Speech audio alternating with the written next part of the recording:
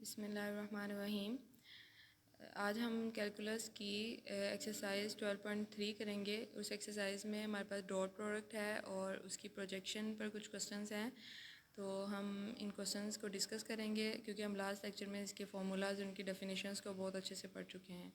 आपकी इस एक्सरसाइज में 12.3 की जो एक्सरसाइज है उसमें 1 से 14 क्वेश्चंस हैं, तो जो हम यहाँ पर अटैम्प्ट करने जा रहे हैं 1 से 88 तक जो क्वेश्चन हैं वो सिमिलर हैं। तो मैं आपको यहाँ पर एक क्वेश्चन करके दिखाऊंगी ताकि आप दूसरे जो हैं वो इजीली कर सकें। आपके पास जो फर्स्ट क्वेश्चन है उसमें आपने क्या फाइंड करना है, यू और वी की डॉट प्रोडक्ट, यू और वी की मैग्नीट्यूड फाइंड आउट करनी है। सेकंड बी पोर्शन में आपने निकालना है दो वेक्टर्स के दरमियान कोज एंगल निकालना है। थर्ड में आपने स्केलर कंपोनेंट निकालना है यू का in the direction of v. And third d part में आपने निकालना है वेक्टर की प्रोजेक्शन निकालनी है यू ऑन टू वी।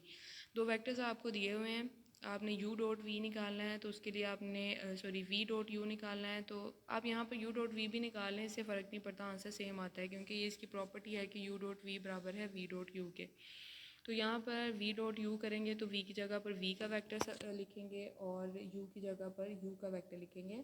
और जब हम इसकी डॉट करेंगे i को i वाले कंपोनेंट से, j को j वाले कंपोनेंट से और k को k वाले कंपोनेंट से मल्टीप्लाई करेंगे।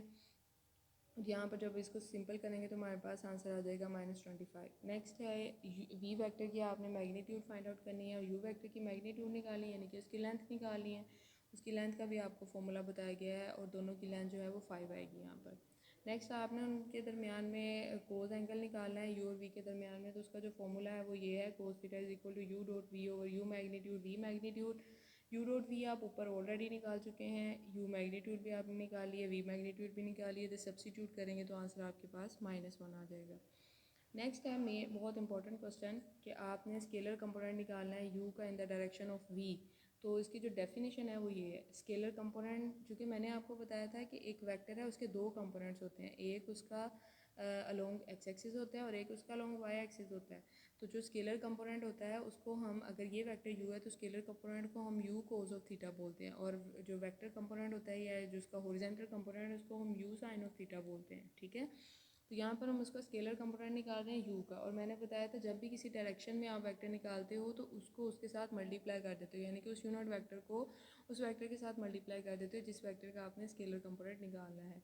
तो यहाँ पर जो u magnitude cos theta is equal to क्या आंसर आ जाएगा आपके पास, u dot v magnitude v over v magnitude. ये बेसिकली पूरा यूनिट वेक्टर है। ठीक है, इस वेक्टर की आपने डायरेक्शन में निकालना है। तो आपको u और v दोनों दिए हुए हैं, आपने u डॉट वी करना है ऊपर, नेक्स्ट आपने v मैग्नीट्यूड से डिवाइड करना है, तो आंसर आपके पास -5 आ जाएगा। नेक्स्ट है जी वेक्टर प्रोजेक्शन निकालनी है। मैंने ये भी बात आपको बताई थी कि जब आप स्केलर कंपोनेंट निकालते हैं तो यहाँ पर आंसर आपके पास स्केलर आता है। आपने वेक्टर प्रोजेक्शन निकालनी है तो उसका आंसर आपके पास एक वेक्टर क्वांटिटी आता है। तो vector projection of u onto v का क्या मतलब है, u को v के साथ डॉट करनी है डिवाइडेड बाय v की मैग्नीट्यूड का square multiply by v vector. तो जब मैंने ये सारा प्रोसीजर किया तो मेरे पास ये जो लास्ट में आंसर है ये एक वेक्टर की फॉर्म का है। ठीक है, तो जो आपके बाकी क्वेश्चंस हैं 2 से 8 वो सिमिलर हैं, तो आप इनको इसी बेस पर कर लीजिएगा। नेक्स्ट आपने क्वेश्चन नंबर 9 से स्टार्ट करना है, find the angle between the vectors. आपने दो वेक्टर्स हैं u और v, उनके दरमियान में आप लोगों ने एंगल्स फाइंड आउट करना है। u मेरे पास एंगल दिया हुआ है, वेक्टर दिया हुआ है 2i प्लस जे प्लस 0 के, और v वेक्टर दिया हुआ है i प्लस 2j माइनस के। अब मैंने क्या करना है, कोस, चूँकि कोस एंगल निकालने का ये फॉर्मूला है, ठीक है, जो कि हम पीछे भी अभी देख चुके हैं। तो आपने यहाँ पर कोस एंगल निकालना है, ये आपने सिर्फ इसमें एंगल निकालना है दो वेक्टर्स के दरमियान में। तो आप यहाँ थीटा लिख के यहाँ पर वैल्यूज़ को कोस को यहाँ पर इन्वर्स की फॉर्म में ला सकते हैं। तो u डॉट वी करेंगे, u की मैग्नीट्यूड निकालेंगे, v की मैग्नीट्यूड निकालेंगे, फिर जब आप इसको सॉल्व करेंगे तो आपके पास आंसर आ जाएगा। ठीक है,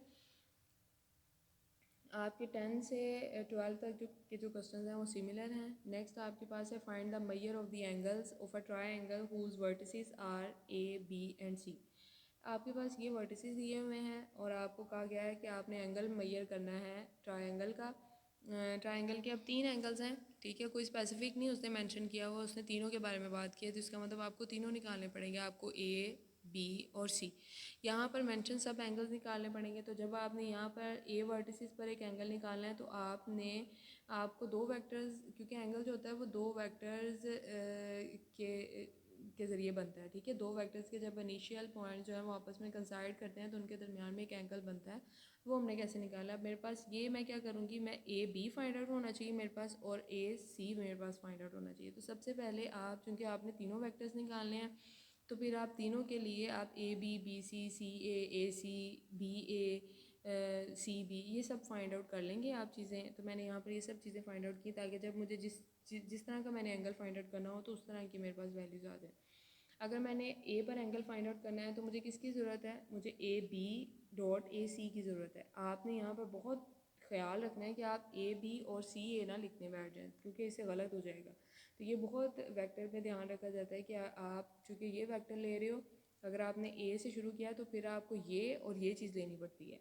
यहाँ पर जो भी हो, अगर यहाँ बी है सी है तो आपको ए बी को और ए सी को कंसिडर करना पड़ता है। इसी तरह जब आप बी पर एंगल लोगे उसके लिए भी यही फॉर्मूला है, लेकिन वहाँ पर बी से रख के, बी से ए की तरफ डॉट बी से सी की तरफ, और जब आप सी पर लोगे तो सी से ए की तरफ डॉट सी से बी की तरफ। तो जब आप इसको सॉल्व करोगे, चूँकि इनकी वैल्यूज़ आप पीछे निकाल चुके हैं, तो जब आप इसको सॉल्व करेंगे तो ये इनके आंसर्स आ जाएंगे, ठीक है। नेक्स्ट है जी, इसी तरह आपने अब रेक्टेंगल, चूँकि आपको पता है क्या होती है, ठीक है, जिसके दो आमने सामने वाली साइड्स होती हैं वो बराबर होती हैं। तो आपने एंगल मेजर करना है किसका, उसके डायगनल्स का।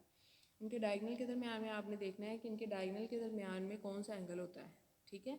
ये एंगल देखना है इनके डायगनल के दरमियान में कौन सा एंगल है। तो उसके लिए डायगनल्स तो शो करने पड़ेंगे। मैंने एक डायगनल ये ए सी लगाया और एक डायगनल मैंने बी डी लगाया है, ठीक है। तो उसके लिए मुझे ए सी और बी डी का पता होना चाहिए। तो मैंने यहाँ से ए सी भी फाइंड आउट कर लिया, बी डी भी फाइंड आउट कर लिया। तो चूँकि मैंने फॉर्मूला ये लगाना था कि cos theta is equal to A C dot B D divided by A C की मैग्नीट्यूड बी सी की मैग्नीट्यूड। लेकिन जब मैंने देखा, मैंने ए डॉट सी किया, ए सी डॉट बी सी किया, तो मेरे पास आंसर जो है वो ज़ीरो आ गया। तो जब मेरे पास यहीं पर आंसर ज़ीरो आ गया तो इसका मतलब है जब मैं इसमें पुट करूँगी तो ये कोस थीटा ज़ीरो आ जाएगा। तो यहाँ पर थीटा की अगर हम वैल्यू निकालेंगे, कोस इन्वर्स ऑफ ज़ीरो किसके बराबर होता है, 90 के। तो थीटा मेरे पास क्या आ जाएगा, 90 के। इसका मतलब ये आपस में क्या है, परपेंडिकुलर है, इनके दरमियान में एंगल 90 का है। नेक्स्ट हमारे पास हम जो ये यहाँ तक आपकी एक्सरसाइज 12.3 कंप्लीट होती है। अब जो हमारा नेक्स्ट टॉपिक स्टार्ट होता है वो है क्रॉस प्रोडक्ट। तो दो वेक्टर्स के दरमियान में जो क्रॉस प्रोडक्ट है उसका ये फॉर्मूला है। आपको मैं एक काम दे रही हूँ कि आपने ये फाइंड आउट करके आना है कि हम क्यों क्रॉस प्रोडक्ट के लिए साइन थीटा यूज़ करते हैं और क्यों साइन डॉट प्रोडक्ट के लिए हम कोस लगाते हैं। हम वहाँ पर साइन क्यों नहीं यूज़ कर सकते, या फिर हम यहाँ पर कोस क्यों नहीं यूज़ कर सकते। ये आपने मुझे इसका आंसर देना है। चाहे आप मुझे इसको लिखकर किसी तरह से किसी एक पेज पर लिखकर अपने ग्रुप में पीडीएफ करें, या कुछ भी, मुझे इसका आंसर आप लोगों से लेना है, ठीक है। नेक्स्ट जो डॉट प्रोडक्ट क्रॉस प्रोडक्ट है उसका फॉर्मूला है ये, ठीक है। आपने इसको अच्छी तरह से याद रखना है।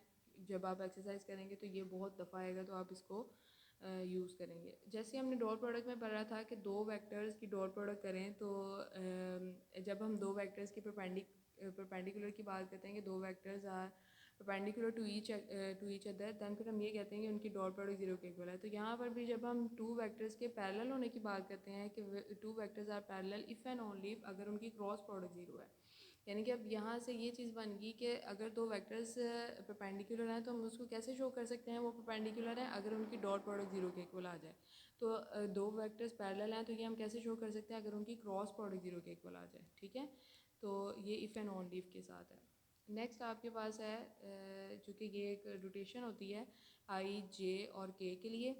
तो आई से आप स्टार्ट करते हो, ये आई जे करेंगे तो आपके पास के आएगा, के जे करेंगे तो आई आएगा, आई जे करेंगे तो आपके पास के आ जाएगा। वही बात, आई को जे से मल्टीप्लाई करें तो के आना चाहिए, जे को के से करें तो आई आना चाहिए, के को आई से करें तो जे आना चाहिए, ठीक है। ये रोटेशन आपकी होनी चाहिए। हाँ, जब आप इसको उल्टे के साथ मल्टीप्लाई करते हैं तो माइनस का साइन साथ आता है, क्रॉस में ही होता है, डॉट में नहीं होता। ये डॉट में तो डिफरेंट को मल्टीप्लाई करें तो ज़ीरो आ जाता है और सेम को मल्टीप्लाई करें तो वन आ जाता है। इसमें डिफरेंट को मल्टीप्लाई करें तो जैसे आप आई जे को मल्टीप्लाई कर रहे हो तो आपको तीसरे वाला वेक्टर मिल जाएगा, लेकिन और यहाँ पर आप सेम की डॉट क्रॉस लोगे तो आपको ज़ीरो मिलेगा, ठीक है। पैरेललोग्राम ला आपने पढ़ा हुआ है। जब आप पैरेललोग्राम का एरिया फाइंड आउट करते हो, चूँकि ये थोड़ी सी तिरछी होती है, रेक्टेंगल टाइप की है लेकिन ये थोड़ी सी तिरछी होती है, इसको हम पैरेललोग्राम बोलते हैं। उसका एरिया जो है ना वो आप इस फॉर्मूले के थ्रू फाइंड आउट कर सकते हैं, ठीक है। तो ये आपने याद रखना है कि जब भी पैरेललोग्राम का एरिया आपको निकालने के लिए कहा जाए तो आपने ये फॉर्मूला यूज़ करना है, यू क्रॉस वी का कि magnitude is equal to u magnitude v magnitude sine of theta magnitude n magnitude. ठीक है, तो आप u क्रॉस v को इस तरह भी निकाल सकते हैं मैट्रिसेस वाले शक्ल में भी, ऊपर आई जे के लिखें, नीचे u लिखें, नीचे v लिखें। इससे बल्कि ज़्यादा आसान होता है, इंस्टेड ऑफ कि आप i वाले वेक्टर को सबसे मल्टीप्लाई करें, j वाले को सबसे मल्टीप्लाई करें, फिर k वाले को सबसे मल्टीप्लाई करें। ये सबसे आसान है और इसमें गलती की भी कोई गुंजाइश नहीं होती। आप ये यूज़ कर सकते हैं, जब भी आपने u और v की क्रॉस लेनी हो तो आप इसको फॉलो करें। ठीक है, स्केलर ट्रिपल प्रोडक्ट है। स्केलर ट्रिपल प्रोडक्ट में आपने क्या करना होता है, आपको 3 वेक्टर्स दिए हुए होते हैं, उसमें 2 वेक्टर की क्रॉस को तीसरे वेक्टर की के साथ डॉट किया जाता है। ठीक है, इस नोटेशन को हम स्केलर ट्रिपल प्रोडक्ट बोलते हैं। और इसको सॉल्व करने का एक तो ये मेथड है और एक और मेथड है जो आपकी बुक पर लिखा हुआ है, आपने उसको खुद देख लेना है, क्योंकि उसमें जो है ना स्केलर ट्रिपल प्रोडक्ट में ही होता है कि इधर u वाला वेक्टर है, इधर v वाला वेक्टर है, इधर w वाला वेक्टर होता है। ठीक है, नेक्स्ट है जी volume of a parallelepiped. Parallelepiped जो होते हैं ना वो क्यूब की तरह की शक्ल होती है, लेकिन ये भी जैसे वो पैरेललोग्राम की थोड़ी सी तिरछी होती है, इसकी भी थोड़ी सी तिरछी होती है। तो ये आप इसको बनाने की कोशिश करना। तो इसका जो वॉल्यूम है उसका फॉर्मूला ये होता है, वॉल्यूम निकाल, क्योंकि पैरेलल पाइपेड जो क्यूब में चला जाता है ना, तो फिर हम इसके एरिए की बजाय हम इसके वॉल्यूम की बात करते हैं। तो वॉल्यूम में क्या होता है, एरिया ऑफ द बेस इसकी जो है ना वो अब जैसे अब क्यूब में आप देखते हो ना जो नीचे वाला पैंदा होता है वो उस जो इसका बॉटम होता है वो एक प्लेन की शक्ल का होता है। तो यहाँ और एक प्लेन उसने यहाँ पर एक, क्योंकि ये तिरछी है तो प्लेन यहाँ पर अब एक रेक्टेंगल नहीं होगा, यहाँ पर प्लेन अब एक पैरेललोग्राम होगी। ठीक है, तो पैरेललोग्राम का एरिया होगा और पैरेललोग्राम का एरिया आपने किसके बराबर लिया है, यू क्रॉस वी के। और हाइट क्या होगी इसकी, हाइट इसकी ये यू डब्ल्यू को कोस थीटा के साथ आप मल्टीप्लाई कर लोगे तो इसकी हाइट वाला कंपोनेंट आ जाएगा। तो जब आप इसको मल्टीप्लाई करोगे वॉल्यूम के लिए तो बेस इंटू हाइट है, तो बेस इसकी ऑलरेडी किसी का एरिया है, किसका एरिया है, पैरेललोग्राम का एरिया है, तो वो है you cross V dot W. तो इसका जब आप मैग्नीट्यूड लोगे तो आपके पास पैरेलल पाइपेड का वॉल्यूम आएगा। अब आपकी जो एक्सरसाइज है 12.4 उसमें 1 से 8 और 15 से 48 क्वेश्चन हैं जो आपने खुद करने हैं। और ये क्वेश्चन सब जो मैंने ये पीछे डेफिनेशंस पढ़ी हैं ये बस फॉर्मूलाज हैं, आपने याद रखने हैं। और जब भी आपसे उस एक्सरसाइज में क्वेश्चन पूछा जाएगा कि क्रॉस प्रोडक्ट निकालें, पैरेललोग्राम का एरिया निकालें या पैरेलल पाइपेड का वॉल्यूम फाइंड आउट करें, यू क्रॉस वी निकाल के दिखाएं, तो ये सब आपने इन्हीं फार्मूलाज को याद करके उन पर बस इम्प्लीमेंट करना है। ओके जी, अल्लाह हाफिज़।